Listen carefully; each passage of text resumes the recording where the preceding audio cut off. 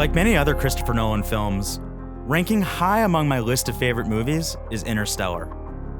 I'll never forget the first time I saw it, and I was just really so moved by that movie. I love the movie so much that on my return flight from California after going to the Behind the Camera Awards presented by Hamilton, I ended up watching it again on my return flight and found myself tearing up at the end scene in front of all the people sitting next to me. So quite embarrassing, but enough embarrassing details about me crying.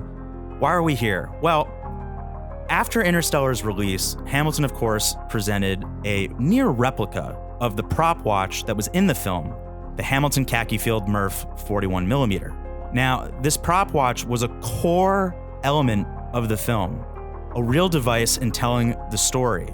Effectively, this specially designed prop watch was rigged so that someone off screen could manually make the seconds hand jump or stagger.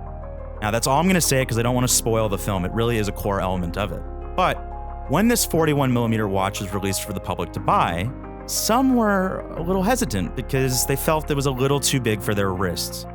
And they let Hamilton know in the comments, with many people asking, "Oh, if only you could make a smaller version of this watch, I would totally buy it." Well, Hamilton listened to that feedback and quietly behind the scenes developed a new 38mm version, and that's the watch we have here in our hands today.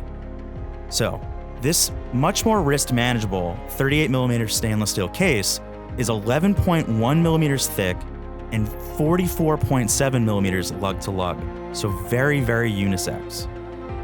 While it's outfitted on a black leather strap with a stainless steel pin buckle, it has 100 meters of water resistance as well. So take advantage of its 20mm lug width. I would say more often keep it on the leather strap so it's more faithful to what we've seen in the movie, but you're probably going to want to take this watch for a swim because it's totally up for it. Much of the watch is largely the same, with the exception of its smaller diameter and lug to lug. But there is a very subtle difference to the dial. Like before, the dial is a matte black with a sort of aged Photina tone to the cathedral handset and Arabic hour numerals. But on the previous model, the central second hand had a sort of Morse code motif, which again, I don't want to dig into because I don't want to spoil the movie. But in the movie itself, the central second hand didn't have the Morse code motif. So the cleaner white central second hand that we have here is actually more faithful to the film. Visible beneath its exhibition case back, you'll find the Hamilton H10 automatic movement, which offers a more than weekend-proof 80 hours of power reserve.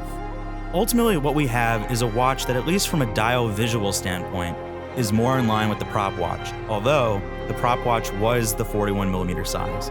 But nonetheless, I think, like myself, many of you are going to be excited at the chance of owning a 38mm more compact version of the Hamilton Khaki Field Murph. So, to quickly recap, we have a more compact 38mm stainless steel case that's 100 meters water resistant and is powered by the H10 caliber with 80 hours of power reserve. And how much is this going to set you back? Well, just $895 US. So, quite frankly, I think it's incredible the kind of value Hamilton's able to offer, especially when it comes to a true piece of cinema history. Thank you for watching, and be sure to subscribe to the Time+Tide channel for all the latest watch news, reviews, and content. And as always, I'll see you on the next one.